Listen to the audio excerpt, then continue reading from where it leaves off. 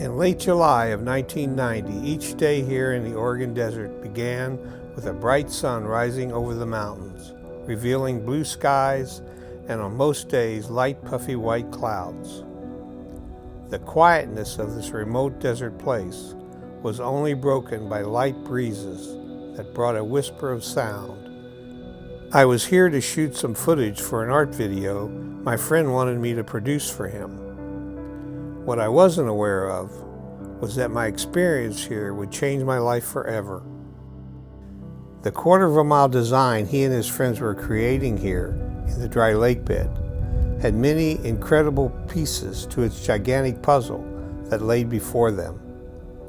If at any time the creation was not being correctly made, lines of its form would not coincide with added lines needed, and it could not be completed.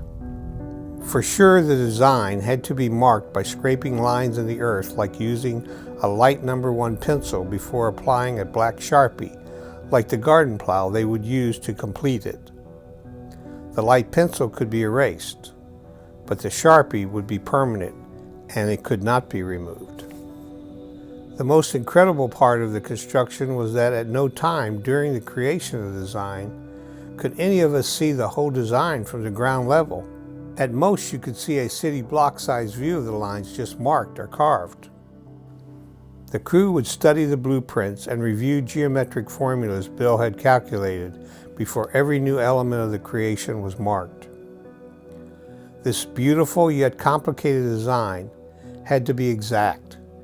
If at any time the creation was not being correctly made, lines of its form would not coincide with added lines, and it could not be completed. Every day was much like the day before, except that the design was getting larger and larger. The crew worked in pairs and then together at times, and were constantly on the move. This was an extraordinary project on any level, created by hand and under extreme conditions. Although I was there and helped from time to time, I had no idea how they were making it to perfection. On this day, the crew would mark the outermost circle of it.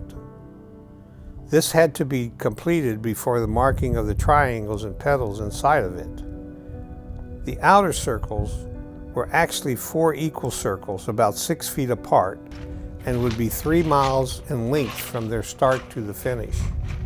Its diameter would be 1/4 mile across.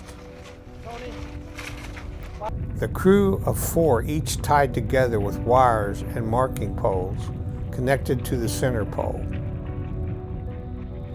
More than 2 hours later, they returned to the end mark exactly on line from where they had started. The crew was sure most of the markings would be completed by the end of the next day.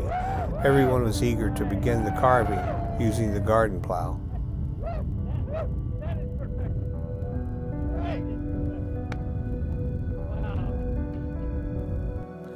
Bill told his friends that he and I would be driving back to Burns in the morning to pick up more food supplies and more aluminum wire needed, and that we would be gone most of the day.